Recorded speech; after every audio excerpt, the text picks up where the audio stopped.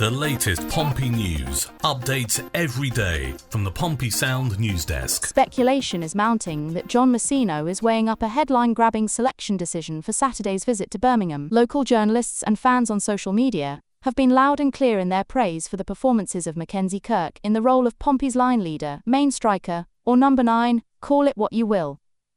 John Messino is comfortable playing one up front, and since the very first day of his arrival at Fratton Park he's been very comfortable with what Colby Bishop has been doing out on the pitch. Bishop has been his top scorer 2 seasons in a row, and one of those seasons was topped off with the triumph of a title-winning campaign. Nobody would argue against the premise that Colby Bishop was central, if not the most central figure in those campaigns. Bishop has started every game for which he's been available, and while other players can claim the same, they haven't always been as available as the comparatively injury-free Bishop. The fact that Bishop not only survived major open-heart surgery, but came back as good as ever, is a triumph of which legends are made. But there are those who will remind us all that a player is only as good as his last game, and the stark statistic that Colby has gone 9 games without a goal, and perhaps even worse with hardly a shot on target, is the issue that is currently sitting heaviest on the shoulders of the Pompey boss. John Messino is never afraid of springing surprises, yet the omission from the starting lineup of Mr. Reliable, Colby Bishop, might come as barely a surprise to a great many observers who would be happy to hear that the decision was based on a need for Colby to refresh his batteries. There may indeed be a need for Colby Bishop to gather himself all over again for the demanding role he fulfills on the pitch for Pompey. John Messino always stresses that Bishop brings more than mere goal scoring to the pitch, and that he affects the game in a great many invaluable ways. We're reminded that Bishop ties up not 1 but 2 centre-halves, meaning that one of them can't go forward, and his hold-up play is exemplary, especially considering he's often shadowed by centre-halves who are considerably more physical than he is. However, the simple fact that no one can hide from, including the manager, is that he's not scoring goals, and he's not getting on the end of chances. Plenty of observers will point out that KIRK failed to convert a clean and clear chance against Stoke, but he was where he needed to be to get on the end of Murphy's cross, and was arguably unlucky that having steered it goalwards it went on to a goalkeeper, who had simply made himself big, and was relieved that the ball struck him. The argument is strong, and with Swift coming back and able to fulfil the role that Colby kind of had against Stoke, the argument is very strong. And whilst it will be disappointing for Colby, and saddening for a lot of fans who recognise and respect not only the player, but the man, it may be that the time has come to give him a rest. And literally give him a rest, give him a break, so that he can come back even sharper and more determined. Well, he's always pretty determined, but even more focused than he has been over the last few games. So, against Birmingham, up front, 21-year-old boy who not that long ago was knocking around, was it second tier Scottish football? But he looks all right, doesn't he? Doesn't he? John Messino is talking about where Pompey are right now. It's been a case of going game to game with the chopping and changing we've had. Even though we want players to be able to start games on merit, we haven't quite got the mix in terms of players in the building being ready to start games. We haven't quite had the mix in terms of playing ability to drop in, and ability to stretch the game with pace and power. We haven't had that mix for a sustained period, so we've had to adjust tactically for a bit. One of the areas in terms of Colby Bishop's strengths is coming to the ball, holding it up and being a centre forward with runners off him. He maybe hasn't had the luxury of runners off him at the moment, maybe that's something which has affected his game as well. We maybe just want more of a mix to stretch beyond, that ability to face players up and take them on, getting the ball out wide and crosses into the box. One of the things people want a lot of time is pace and power at the top end of the pitch. When we've had that mix with players who are more technical as well, it's worked really well. I think where we are as a club at the moment is just trying to get the points return. We're trying to build on performances, but we're needing to be very practical about where we are and what we want to do. The priority is to pick up as many points as soon as we can in the league, because it's so competitive. That's why we don't mind mixing the practicalities with striving for good performances as well. Hopefully we have a good mix of both. If you're performing well and picking up points, that's the best possible outcome. In the absence of performing well, then picking up points is great too. One of John Messino's very likeable traits is that he doesn't say anything when things aren't going quite right that sounds remotely like an excuse. He could, of course, use the excuse that for the last 7-8 games, is it? We've been deprived, he's been deprived of 4 of his frontline players. Schmidt, Shaughnessy, Lang and Murphy. You take them out of any side in the championship and it's going to be reflected back at you by results. But he never says so. He talks about other things. He talks about the positivity of getting balance and power up front. He talks about wanting to take the squad forward, no matter who the squad is, based on the fact that he's been deprived of so many players. And again, that's an enormous credential and credit to the man, that he's not saying, look, without these players, how could we possibly be expected to be, above mid-table? It's not surprising that we're where we are, because we are severely depleted, not just of players, but of key players. At the Tony Goodall fans conference, there wasn't time to take every question, so some queries were replied to by email. This exchange caught our eye. Question: our replica kits are available in sizes up to 3XL, whereas some other championship clubs go up to 5 or 6XL. Is it possible to stock a wider range of sizes next season? Mark Judges replied, "We're aware that sizing is an important consideration for supporters, and we want to make our kits as inclusive and accessible as possible. Currently, our replica shirts are produced in sizes up to 3XL, which is the standard range provided by our technical kit supplier. We have already fed back the request for larger sizes and are in discussions about how we can extend the range, ideally up to 5XL, for the 2027-28 season. Nothing can be done for next season as production has started. We know this matters to fans, and we're committed to exploring solutions with our supplier to accommodate all supporters." People are getting bigger. There's no shame in it. It's just nutrition and perhaps some other mysterious factors. But not that long ago, you didn't get 6'5" goalkeepers, and now they're more or less the norm. People are getting bigger. You look at tennis. It's perfectly normal now for tennis players to be 6'6", 6'8". There's a couple knocking around at 7 foot. People are getting bigger. It never used to be the case. We are getting bigger. Okay, so it needs to be accommodated. Cars are getting bigger. You tried parking your car in a supermarket car park recently. The bays are still the same size as when we all had baby cars. Now we've got things with doors that are as big as DeLoreans, except they open horizontally rather than vertically. Things are getting bigger. People are getting bigger.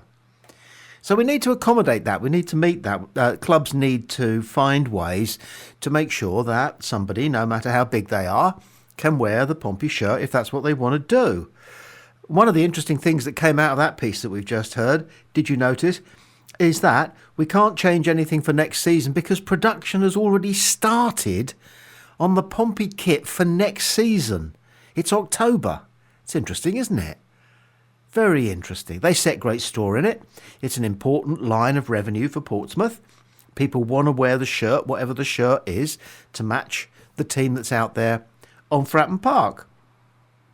But production has started for next season, and not only that means the design has been agreed and somebody somewhere knows exactly what next season's Pompey shirt looks like here in October, but they've already decided that they can't come up with 5XL and 6XL shirts.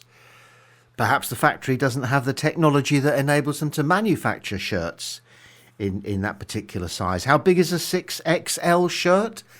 Which the questioner asked, is there a possibility that we could have some 6XL shirts on sale? A 6XL shirt is for a 66-inch chest. A 66-inch chest. And when you consider that one of the great giants of modern times, a wrestler called Andre the Giant, the clue is in the name, he was only a 71-inch chest. And he was a literally unbelievably gigantic man. And his chest size is only 5 inches more than somebody who supports Portsmouth. And good luck to them. All I would say is 2 things. First of all, I'm no great physical size, 5'8". The guy I sit next to at Pompey on match day is about the same size as me. He had to have a hip replacement, or was it a knee replacement? Something replaced at the start of the season. and therefore he needed a bit more legroom than he normally did.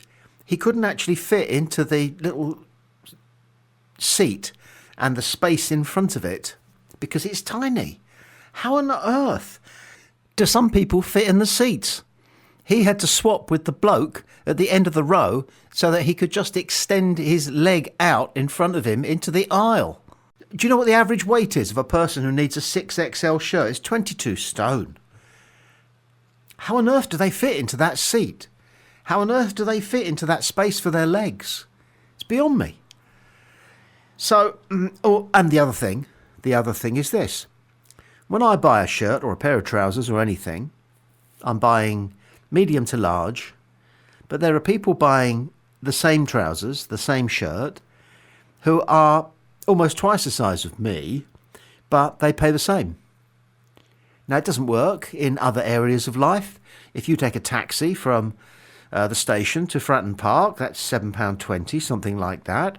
If you take a taxi from Fratton Park, from Fratton Station to Inverness, it wouldn't be £7.20, would it? No, because the costs to the manufacturer, the taxi driver, are different.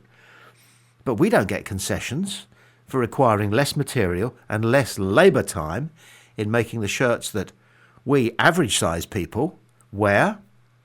So to a certain extent, these big people who want 6XL shirts, Pompey replica shirts, should be paying a little bit more for them. If they were, the way of the world is such that if they were paying above the rate for their 6XL shirts, the manufacturers would suddenly magically find ways of changing their production schedule so that they were available. That is how the world works. So, hello, Mr. AI. What can you tell me about the latest news from Portsmouth Football Club? Hello there. Absolutely. Sticking with the British tone for you. So the latest from Portsmouth is that they've had a bit of a rough patch recently, losing to Stoke City 1-0, and currently sitting lower in the table than they'd like. There's been a bit of talk other struggles up front with scoring, and a former keeper, Craig McGilvray, is recovering from an injury. And they're gearing up to play Birmingham next, who are mid-table, so it should be an interesting matchup. That's the gist of it.